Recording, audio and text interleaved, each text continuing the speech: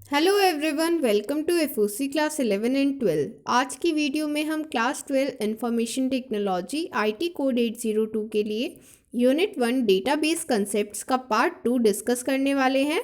So let's start. Structured query language, very very important topic. यहाँ से हमेशा question आएगा ही आएगा। सो आपको ये टॉपिक बिल्कुल भी लीव नहीं करना है। यहाँ पर दो टाइप्स की कमांड होंगी, DDL एंड DML, एंड दोनों ही टाइप्स की कमांड में से क्वेश्चन बनते हैं। So first of all, structured query language क्या है? एक ऐसी लैंग्वेज जिसकी हेल्प से हम RDBMS में डेटा स्टोर करते हैं, उसको मैनेज करते हैं। एंड ये दो टाइप्स की कमांड में होती है, या फिर हम कह सकते हैं इसमें दो टाइप की लैंग्वेज होती हैं, data definition language and data manipulation language. So जैसे कि नेम इंडिकेट कर रहा है, डेटा डेफिनेशन लैंग्वेज वो लैंग्वेज है जिसकी हेल्प से हम डेटा के स्ट्रक्चर को डिफाइन कर रहे हैं एंड उस पर जो भी कॉन्स्टेंट्स लग रहे हैं वो डिफाइन कर रहे हैं। But DML means data manipulation language की हेल्प से हम डेटा इंसर्ट करते हैं, जो अवेलेबल डेटा है उसको मॉडिफाई एंड डिलीट करते हैं। सो इसके बाद प्रोसीजर गिवन है कि हमें SQL कैसे डाउनलोड करना है, इंस्टॉल करना है। सो उसके लिए आप वीडियो देख सकते हैं, क्योंकि ये प्रैक्टिकल पोर्शन का पार्ट है, थ्योरी पोर्शन का पार्ट नहीं है। सो उसे हम यहाँ पर दोबारा डिस्कस नहीं करेंगे। आप वीडियो में डिटेल में देख सकते हैं कि किस तरह से आपको MySQL कम्युनिटी सर्वर डाउनलोड करना चाहिए।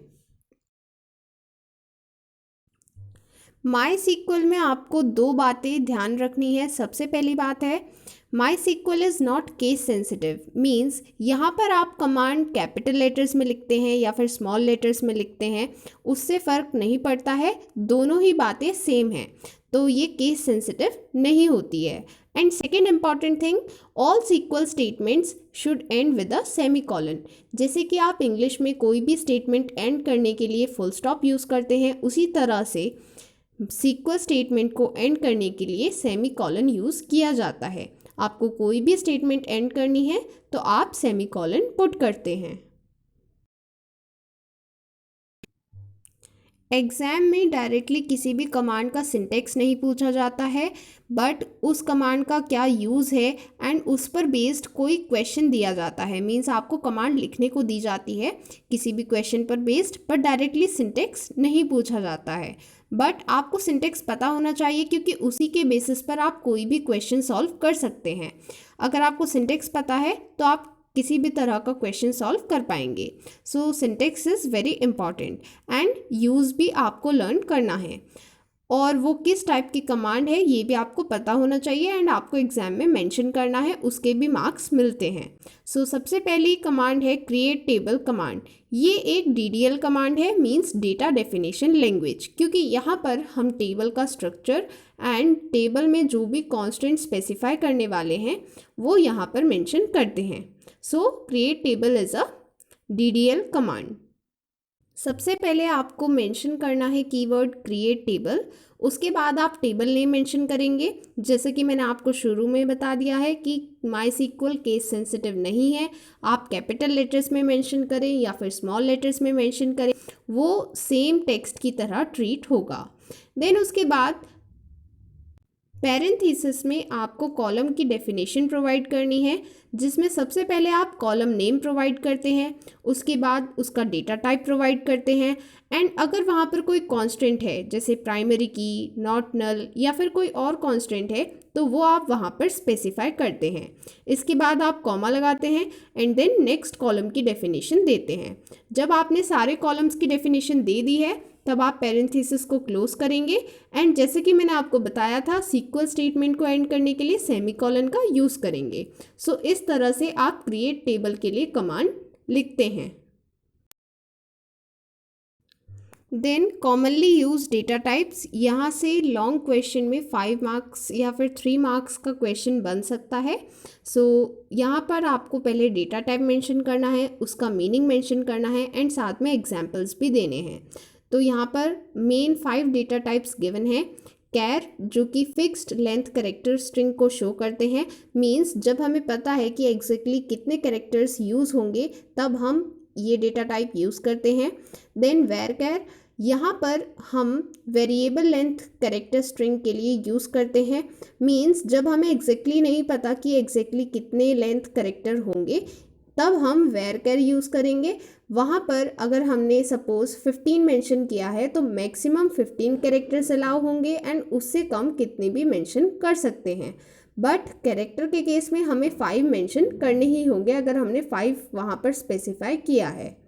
देन डेट मीन्स अगर हमें डेट मेंशन करनी है उसके लिए हम डेट डेटा टाइप यूज़ करते हैं एंड इसका फॉर्मेट होता है। देन इंटीजर मीन्स अगर हमें इंटीजर नंबर मेंशन करना है उसके लिए हम इंटीजर डेटा टाइप यूज़ करते हैं एंड इसके लिए दूसरा कीवर्ड होता है INT, वो भी इंटीजर के लिए ही यूज़ किया जाता है। देन डेसिमल, अगर हमें डेसिमल वैल्यूज़ यूज़ करनी है, यहाँ पैरेंथेसिस में m इंडिकेट करता है number of significant digits, means जो भी डेसिमल वैल्यू हम एंटर कर रहे हैं वहाँ पर सिग्निफिकेंट डिजिट्स कितनी है वो हमें यहाँ पर मेंशन करना है। एंड डी इंडिकेट करेगा कि डेसिमल पॉइंट के बाद कितने डिजिट्स मेंशन करने हैं। सो उसके अकॉर्डिंग हम डेसिमल वैल्यू को लिख सकते हैं। अगर डेसिमल पॉइंट नहीं है मीन्स जो डेसिमल पार्ट है वो उस वैल्यू में प्रेजेंट नहीं है तो हम डी को मेंशन नहीं करेंगे। डिस्क्रिप्शन में एक वीडियो का लिंक गिवन है जिसमें मैंने MySQL की सभी कमांड्स का एक प्रैक्टिकल वीडियो बनाया है एंड वहाँ पर मैंने सारी MySQL कमांड्स एग्जीक्यूट करके दिखाई हैं MySQL में। सो उसमें आपको बहुत अच्छे से ये सारी कमांड समझ में आ जाएंगी क्योंकि वहाँ पर कमांड्स भी हैं, एग्जाम्पल्स भी हैं एंड उनके आउटपुट्स भी शो किए गए हैं एग्जीक्यूट करके। सो आपको वो वीडियो ज़रूर देखनी चाहिए, उसकी हेल्प से ही आपको अच्छे से समझ में आ पाएगा। तो पहले आप जाके वो वीडियो देखिए एंड उसके बाद ये वीडियो देखना कंटिन्यू कीजिए। क्रिएट डेटाबेस, ये कमांड हम तब यूज़ करेंगे जब हमें एक न्यू डेटाबेस क्रिएट करना है एंड यहाँ पर सबसे पहले हम क्रिएट डेटाबेस कीवर्ड मेंशन करेंगे एंड देन डेटाबेस का नेम मेंशन करेंगे, फिर उसके बाद सेमीकोलन पुट करेंगे। देन अगर हमें ये चेक करना है कि करंटली कितने डेटाबेस एग्जिस्ट कर रहे हैं उसके लिए हम यूज़ करेंगे शो डेटाबेसेस कमांड। सो यहाँ पर आप सिंपली मेंशन करेंगे शो डेटाबेसेस सेमीकोलन। सो इसकी हेल्प से आप देख सकते हैं कि उस टाइम सर्वर पर कितने डेटाबेस प्रेजेंट हैं।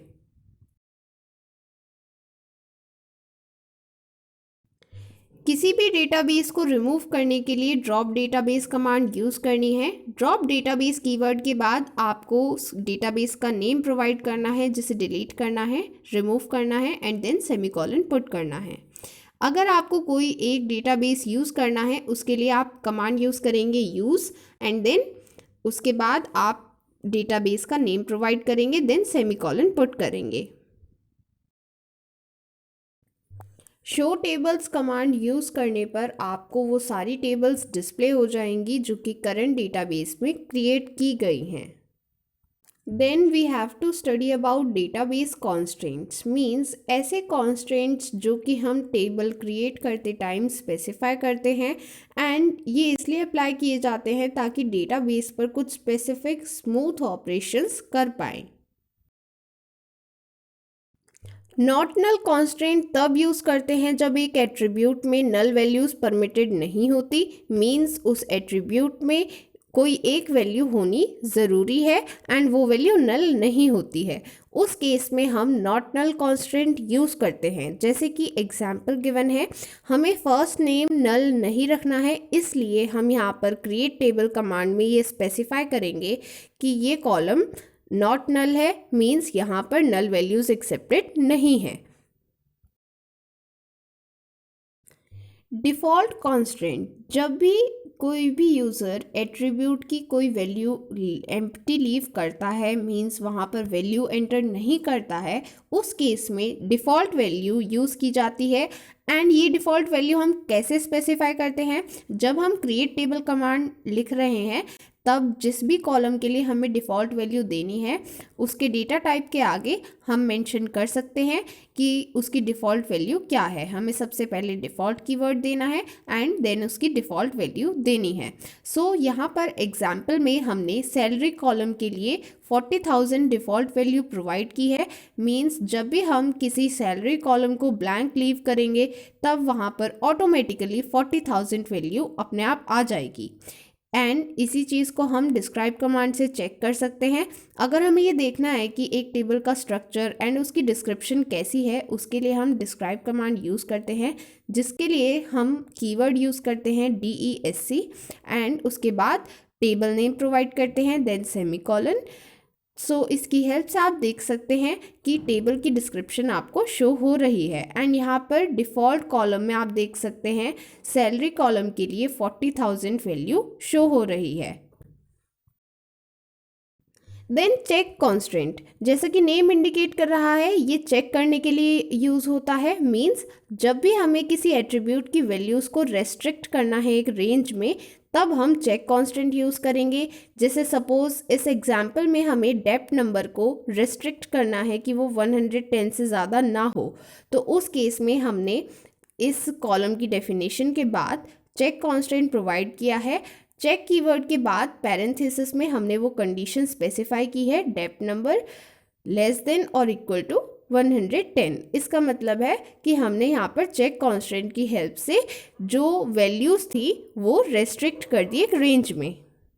एंड सपोज कोई ऐसे 2 एट्रीब्यूट्स हैं जिनका सेम डेटा टाइप है, तो आप उन्हें कंपेयर भी कर सकते हैं using check constant. But students, आपको ध्यान में रखना है MySQL चेक कांस्टेंट को सपोर्ट नहीं करता है। बट अगर आप MySQL में ये चेक कांस्टेंट यूज़ करते हैं अपने क्रिएट टेबल कमांड में, तो कोई एरर शो नहीं होगा, बट उसका कोई रिजल्ट भी नहीं मिलेगा। मीन्स अगर आपने MySQL में ये कमांड यूज़ की भी है तो भी वहाँ पर कोई एरर शो नहीं होगा, but at the same time वहाँ पर ऐसा कोई कांस्टेंट अप्लाई भी नहीं होगा। मीन्स वहाँ पर 110 से ज़्यादा वैल्यूज़ भी एक्सेप्ट की जाएंगी। नेक्स्ट इज की कांस्टेंट। स्टूडेंट्स, ये एक्सप्लेन करने से पहले आपको एक इम्पॉर्टेंट बात रिकॉल करनी है जो कि मैंने आपको क्लास 11 में भी बताई है। That is the concept of primary की। आपको पता है कि प्राइमरी की हम किस लिए यूज़ करते हैं, किसी भी टपल को यूनिकली आइडेंटिफाई करने के लिए। बट स्टूडेंट्स को जनरली ये कन्फ्यूजन रहता है, जब हम कहते हैं कि प्राइमरी की सिर्फ एक होती है तो स्टूडेंट्स सोचते हैं कि सिर्फ एक ही एट्रीब्यूट है जिसको हम प्राइमरी की बना सकते हैं। बट ऐसा नहीं होता है। ऐसा कैसे नहीं होता है, देखते हैं, एग्जाम्पल से समझते हैं। जैसे यहाँ फर्स्ट एग्जाम्पल में हमें सिर्फ एक एट्रीब्यूट को प्राइमरी की बनाना है, तो उस केस में हमने उस कॉलम डेफिनेशन के आगे प्राइमरी की मेंशन कर दिया, जिससे ये प्राइमरी की स्पेसिफाई हो गया। बट सपोज हमें एक कॉम्बिनेशन चाहिए एट्रीब्यूट्स का जो कि प्राइमरी की रहेगा, उस केस में हमने इस तरह से स्पेसिफाई किया है। बट कुछ स्टूडेंट्स यहाँ पर कहेंगे कि हमें बताया गया था कि प्राइमरी की सिर्फ एक हो सकती है एंड यहाँ पर एक से ज़्यादा है, तो ऐसा कैसे पॉसिबल है। तो स्टूडेंट्स, आप प्लीज़ ये बात ध्यान में रखें कि प्राइमरी की सिर्फ एक होती है, बट उसमें जितने कॉलम्स, जितने एट्रीब्यूट्स हो सकते हैं वो उसकी काउंटिंग स्पेसिफाइड नहीं होती। मीन्स हम वहाँ पर एक कॉम्बिनेशन यूज़ करते हैं। कॉम्बिनेशन तो एक ही है, यहाँ पर आप ध्यान से देखें, यहाँ पर हमने प्राइमरी की के आगे कितने कॉम्बिनेशन यूज़ किए हैं, एक कॉम्बिनेशन है ये, तो इसका मतलब है कि हमारे पास एक प्राइमरी की है। तो जब भी हम कॉम्बिनेशन की बात कर रहे हैं तो आपको वहाँ पर नंबर ऑफ एट्रीब्यूट्स पर ध्यान नहीं देना है, आपको कॉम्बिनेशन पर ध्यान देना है। तो यहाँ पर हमारे पास एक कॉम्बिनेशन है, इसका मतलब एक प्राइमरी की यहाँ पर अवेलेबल है। सो आई होप ये डिफरेंस आपको क्लियर है कि आपको जब भी प्राइमरी की स्पेसिफाई करने के लिए बोला गया है, इसका ये मतलब नहीं है कि आपको एक ही एट्रीब्यूट चूज़ करना है। आप एक से ज़्यादा एट्रीब्यूट चूज़ कर सकते हैं, बट आपको वो attributes as a combination use करने हैं। ओके, सो तभी वो एक कॉम्बिनेशन होगा जिसे हम कहेंगे प्राइमरी की। ठीक है, तो मीन्स प्राइमरी की होती एक ही है एंड हो सकता है कि वो एक एट्रीब्यूट है या फिर हो सकता है कि वो एक कॉम्बिनेशन है बहुत सारे एट्रीब्यूट्स का। ओके, सो ये बात आपको ध्यान में रखनी है। एंड अगर वो एक ही एट्रीब्यूट है तो उस केस में हम इस तरह से स्पेसिफाई करेंगे प्राइमरी की कॉन्स्टेंट, एंड अगर वो बहुत सारे कॉलम्स हैं तब उसका कॉम्बिनेशन हम इस तरह से प्राइमरी की स्पेसिफाई करेंगे। एंड क्योंकि हमने पढ़ा था कि primary keys by default not null होती हैं, इसलिए हमें सेपरेटली मेंशन करने की ज़रूरत नहीं है। Then next is referential integrity constant. हमने इसके बारे में डिटेल में डिस्कस किया है थोड़ी देर पहले। अब हम यहाँ पर एग्जाम्पल की हेल्प से समझेंगे कि किस तरह से हम इसके लिए कमांड यूज़ करते हैं। यहाँ पर सबसे पहले जो हमें कमांड लिखनी है वो होगी रेफरेंस्ड रिलेशन के लिए, मीन्स जहाँ पर वो प्राइमरी की अवेलेबल है। तो यहाँ पर जो प्राइमरी की अवेलेबल है वो है डिपार्टमेंट टेबल में, means department table is the referenced relation. हमने यहाँ पर डिपार्टमेंट टेबल के लिए क्रिएट टेबल कमांड यूज़ की है एंड वहाँ पर प्राइमरी की कौन सी है, डेप्थ आईडी। देन हमें रेफरेंसिंग रिलेशन क्रिएट करना है जो कि है टीचर टेबल। यहाँ पर हमने, आप लास्ट में देख सकते हैं, फॉरेन की को स्पेसिफाई किया है। किस तरह से हमने फॉरेन की कीवर्ड यूज़ किया, देन पैरेंथेसिस के अंदर हमने वो कॉलम, वो एट्रीब्यूट स्पेसिफाई किया जो कि फॉरेन की है। देन हमने रेफरेंसेस कीवर्ड यूज़ किया एंड वो टेबल नेम स्पेसिफाई किया जो रेफरेंस रिलेशन है। एंड ब्रैकेट में मींस पैरेंथेसिस में हमने वो कॉलम स्पेसिफाई किया है, वो एट्रीब्यूट स्पेसिफाई किया है जो रेफरेंस रिलेशन में प्राइमरी की है। जैसा आप यहाँ पर देख सकते हैं डिपार्टमेंट टेबल की प्राइमरी की डेप्थ आईडी है, तो वो चीज़ हमने यहाँ पर स्पेसिफाई की है। तो इस पूरी लाइन का मतलब क्या है कि इस टेबल की फॉरेन की है डेप्थ नंबर एंड ये किस चीज़ को रेफरेंस करती है, ये डिपार्टमेंट टेबल की डेप्थ आईडी प्राइमरी की को रेफरेंस करती है। MUL कीवर्ड इंडिकेट करता है कि कोई भी वैल्यू किसी कॉलम के अंदर मल्टीपल टाइम्स अकर कर सकती है। यहाँ पर फिगर में आप देख सकते हैं डेप्थ नंबर के लिए MUL कीवर्ड यूज्ड है। ये क्यों है, क्योंकि ये एक फॉरेन की है एंड जैसे कि हमने डिस्कस किया था फॉरेन की में जो भी वैल्यूज़ आएंगी वो प्राइमरी की के डोमेन से आ सकती हैं या फिर नल वैल्यूज़ हो सकती हैं। तो इसलिए यहाँ पर फॉरेन की होने की वजह से डेप्थ नंबर में मल्टीपल अक्रेंसेस देखने को मिल सकती हैं किसी भी वैल्यू की। देन आपको एक बात ध्यान में रखनी है, रेफरेंस टेबल को हमेशा पहले क्रिएट करना है रेफरेंसिंग रिलेशन से, जो कि मैंने आपको एग्जाम्पल के टाइम भी बताया कि जब तक आप रेफरेंस रिलेशन क्रिएट नहीं करेंगे तब तक आप रेफरेंसिंग रिलेशन क्रिएट नहीं कर सकते। क्यों नहीं कर सकते, क्योंकि अगर आपने सपोज़ पहले रेफरेंसिंग रिलेशन क्रिएट कर भी दिया तो आप वहाँ पर रेफरेंस रिलेशन का नेम देंगे, तो आपने तो ये क्रिएट किया ही नहीं है, तो आप किस चीज़ का नेम देंगे। एंड अगर आपने नेम दे भी दिया कोई इमेजिनेशन से तो वो एरर शो कर देगा, क्योंकि ये ऐसा कोई रिलेशन अभी तक आपने क्रिएट किया ही नहीं है। तो इसलिए आपको हमेशा पहले रेफरेंस टेबल क्रिएट करनी होती है। देन हमने जैसा पढ़ा कि हमने फॉरेन की क्रिएट की है, हमने प्राइमरी की क्रिएट की है। यहाँ पर हो सकता है कि जब हम फॉरेन की एट्रीब्यूट की वैल्यू या फिर प्राइमरी की एट्रीब्यूट की वैल्यू चेंज करें तो कुछ ऐसा चेंज हो जाए जो कि हमें ध्यान में ना रहे एंड रेफरेंशियल इंटीग्रिटी कांस्टेंट वहाँ पर वायलेट हो जाए, मींस रेफरेंशियल इंटीग्रिटी कांस्टेंट के जो रूल्स हैं वो वहाँ पर फॉलो ना हो। तो उस केस में क्या एक्शन लेना है वो चीज़ें हम स्पेसिफाई करते हैं इन दो कमांड से, on delete, on update. And कौन कौन से एक्शंस हम लेते हैं, set null, cascade and restrict. Students इस चीज़ पर बेस्ड प्रीवियस ईयर क्वेश्चंस आ चुके हैं बोर्ड एग्जाम में। आपको ये दोनों कमांड्स पता होनी चाहिए एंड क्या क्या एक्शंस लिए जाते हैं ये पता होना चाहिए एंड ऑफकोर्सली इनके क्या क्या फंक्शंस हैं वो भी पूछे जा सकते हैं। जब हम क्रिएट टेबल कमांड यूज़ कर रहे हैं एंड वहाँ पर फॉरेन की स्पेसिफाई कर रहे हैं, हमें तभी ये स्पेसिफाई करना है कि फॉरेन की में कौन सा एक्शन लिया जाएगा जब हम कोई कमांड परफॉर्म करेंगे प्राइमरी की पर। जैसे कि यहाँ पर हम देख सकते हैं, हमने स्पेसिफाई की है यहाँ पर फॉरेन की एंड रेफरेंस रिलेशन भी स्पेसिफाई किया है, उसकी प्राइमरी की भी स्पेसिफाई की है।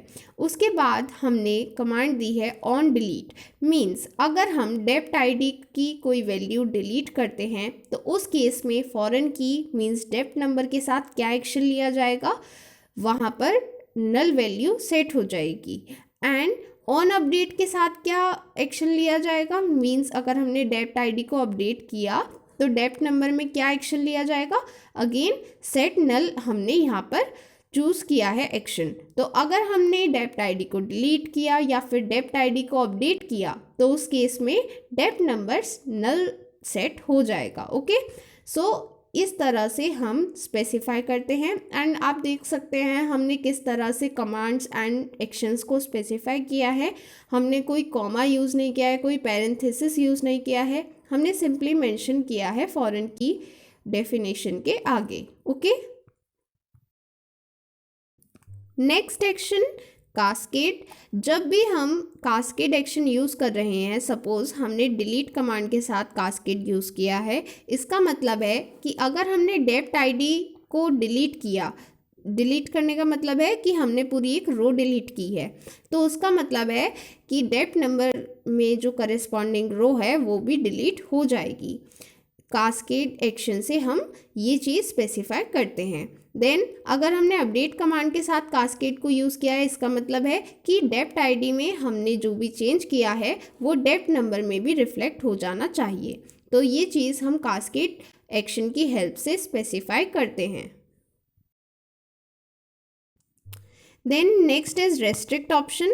ये हम तब यूज़ करते हैं जब हमें प्राइमरी की के साथ डिलीट ऑपरेशन या फिर अपडेट ऑपरेशन परफॉर्म नहीं करना है किसी भी केस में। अगर हमने ये स्पेसिफाई कर दिया है on delete restrict, on update restrict, इसका मतलब है कि जब भी हम कोई वैल्यू डेप्ट आईडी में डिलीट करना चाहेंगे या फिर अपडेट करना चाहेंगे तो वहाँ पर वो एक्शन परफॉर्म नहीं होगा, रिजेक्ट कर दिया जाएगा। क्यों रिजेक्ट कर दिया जाएगा, क्योंकि यहाँ पर हमने रेस्ट्रिक्ट ऑप्शन यूज़ किया है। Next topic is self referencing tables. Students, ये बहुत इंपॉर्टेंट टॉपिक है, प्रीवियस ईयर में क्वेश्चन आया है इससे एंड एग्जाम्पल के साथ पूछा गया है। आपको पता होना चाहिए सेल्फ रेफरेंसिंग टेबल क्या होती है। एक ऐसी टेबल जिसमें फॉरेन की कॉन्स्टेंट जो कॉलम्स रेफ़र करेगा वो उसी टेबल में अवेलेबल होंगे जिसमें फॉरेन की अवेलेबल है।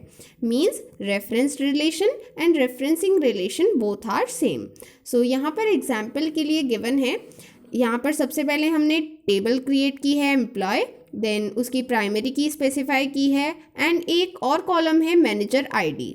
हमें मैनेजर आईडी को फॉरेन की बनाना है एंड ये किस चीज़ को रेफ़र करेगी, ये इसी टेबल की प्राइमरी की को रेफ़र करेगी।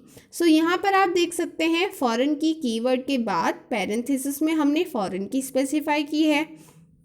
देन रेफरेंसेस कीवर्ड के बाद हमने इसी रिलेशन का नेम मेंशन किया है क्योंकि यहाँ पर ये सेल्फ रेफरेंसिंग टेबल है एंड उसके आगे हमने पैरेंथेसिस में इसी रिलेशन की प्राइमरी की को स्पेसिफाई किया है। इस तरीके से हमें सेल्फ रेफरेंसिंग टेबल को स्पेसिफाई करना होता है।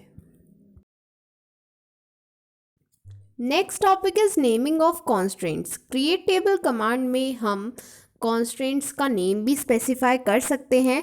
इसका ये एडवांटेज रहता है कि जब भी हम उस कॉन्स्टेंट को डिलीट या फिर अपडेट करेंगे तो वो बहुत इजी रहेगा ऑल्टर टेबल कमांड की हेल्प से।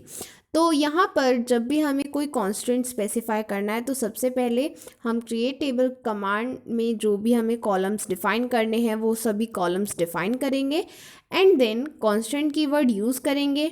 उसके बाद कॉन्स्टेंट का नेम देंगे एंड उस कॉन्स्टेंट की क्या स्पेसिफिकेशन है, जैसे वो प्राइमरी की है, फॉरेन की है या फिर जो भी उस कॉन्स्टेंट की स्पेसिफिकेशन है वो वहाँ पर देते हैं। यहाँ पर हमने ये दो कॉन्स्टेंट्स नेम किए हैं। Next is drop table command. It is also a DDL command. यहाँ पर हम ये कमांड तब यूज़ करेंगे जब हमें कोई टेबल डिलीट करनी है, मींस उस टेबल का स्ट्रक्चर डिलीट करना है। सो जैसा यहाँ एग्जांपल में शोन है, हमें डिपार्टमेंट टेबल अगर डिलीट करनी है तो उसके लिए सबसे पहले हम ड्रॉप टेबल कीवर्ड यूज़ करेंगे एंड देन टेबल का नेम प्रोवाइड करेंगे, देन सेमीकोलन। बट अगर ये टेबल एक रेफरेंस रिलेशन है, एक रेफरेंस टेबल है, उस केस में एरर शो हो जाएगा, क्योंकि ये एक रेफरेंस रिलेशन है एंड रेफरेंस रिलेशन डिलीट नहीं हो सकता है। But yes, referencing relation delete हो सकता है, इसलिए जब हमने यहाँ पर टीचर टेबल को डिलीट किया है तो वो डिलीट हो गई है। एंड टीचर टेबल को डिलीट करने के बाद हम department table means reference relation को डिलीट कर सकते हैं। सो आई होप ये बात आपको क्लियर है। अगर आपको रेफरेंस्ड एंड रेफरेंसिंग रिलेशन को डिलीट करना है तो सबसे पहले आप कौन सी टेबल डिलीट करेंगे? रेफरेंसिंग रिलेशन, एंड उसके बाद ही आप रेफरेंस्ड रिलेशन को डिलीट कर सकते हैं। अगर आपने पहले किया तो एरर शो हो जाता है। देन ऑल्टर टेबल कमांड, ये हम तब यूज़ करते हैं जब हमने क्रिएट टेबल कमांड की हेल्प से टेबल का स्ट्रक्चर क्रिएट कर दिया है, बट उसके बाद हमें उस स्ट्रक्चर में कुछ मॉडिफिकेशंस करने हैं। कोई ऐसा डेटा है, कोई ऐसा स्ट्रक्चर है जो हमें मॉडिफाई करना है। जैसे कि हमें कोई अगर कॉलम ऐड करना है तो हम कमांड देंगे alter table, then table name, then add keyword use करेंगे एंड उसके बाद कॉलम नेम स्पेसिफाई करेंगे एंड देन कॉलम का डेटा टाइप स्पेसिफाई करेंगे, देन सेमीकोलन। देन अगर हमें कोई कॉलम डिलीट करना है उसके लिए भी हम ऑल्टर टेबल कमांड यूज़ करेंगे। देन हम टेबल नेम प्रोवाइड करेंगे, देन ड्रॉप कीवर्ड यूज़ करेंगे एंड जो भी कॉलम हमें डिलीट करना है उसका नेम यहाँ पर प्रोवाइड करेंगे। यहाँ पर डेटा टाइप प्रोवाइड नहीं करना है। ऑल्टर टेबल कमांड की हेल्प से आप कॉलम की डेफिनेशन को ऑल्टर मीन्स चेंज भी कर सकते हैं। जैसे यहाँ पर हमने डिफ़ॉल्ट वैल्यू को ड्रॉप किया है, सबसे पहले मीन्स डिलीट किया है एंड देन एक न्यू वैल्यू सेट की है, उसके लिए भी हमने ऑल्टर टेबल कमांड यूज़ की है। सो यहाँ पर सबसे पहले हमने ड्रॉप करने के लिए ऑल्टर टेबल कीवर्ड यूज़ किया, देन टेबल नेम प्रोवाइड किया, देन ऑल्टर कीवर्ड के साथ हमने वो कॉलम नेम स्पेसिफाई किया जहाँ पर हमें डिफ़ॉल्ट वैल्यू ड्रॉप करनी है। देन ड्रॉप कीवर्ड के आगे हमें वो कॉन्स्टेंट स्पेसिफाई करना है जिसे हमें डिलीट करना है। देन नेक्स्ट कमांड के लिए हमें क्या करना है, हमें एक न्यू डिफ़ॉल्ट वैल्यू चाहिए, उसके लिए हम सेट कीवर्ड यूज़ करेंगे एंड जो कांस्टेंट है उसकी वैल्यू स्पेसिफाई करेंगे। ऑल्टर टेबल कमांड की हेल्प से हम कीज़ भी ड्रॉप करते हैं। जैसे यहाँ पर हमने फॉरेन की ड्रॉप करने के लिए सबसे पहले ऑल्टर टेबल कीवर्ड यूज़ किया, देन टेबल नेम प्रोवाइड किया, ड्रॉप कीवर्ड के आगे हमने कांस्टेंट स्पेसिफाई किया एंड देन कांस्टेंट नेम। सो यहाँ पर ये फॉरेन की डिलीट हो जाएगी। देन अगर हमें प्राइमरी की डिलीट करनी है तो उसके लिए भी हम ऑल्टर टेबल कमांड यूज़ कर सकते हैं। बट अगर टेबल में सिर्फ एक प्राइमरी की है तो वो डिलीट नहीं होगी एंड अगर आपने ऐसी कोई कमांड दी है डिलीट करने के लिए तो वो एरर शो कर देगी। देन अगर आपको कोई न्यू कांस्टेंट ऐड करना है उसके लिए भी आप ऑल्टर टेबल कमांड की हेल्प से न्यू कांस्टेंट ऐड कर सकते हैं। सबसे पहले ऑल्टर टेबल कीवर्ड के आगे आप टेबल नेम प्रोवाइड करेंगे, देन ऐड कांस्टेंट कीवर्ड के आगे आपको वो कांस्टेंट नेम प्रोवाइड करना है एंड देन उसका स्पेसिफिकेशन प्रोवाइड करना है। So that was all for today. इसके बाद हम पार्ट 3 में इस चैप्टर को कंप्लीट कर लेंगे एंड देन यूनिट 2 का वीडियो आएगा। अगर आपको क्लास 12 इंफॉर्मेशन टेक्नोलॉजी कोड 802 की सैम्पल पेपर बुक परचेज करनी है तो उसका लिंक डिस्क्रिप्शन में गिवन है।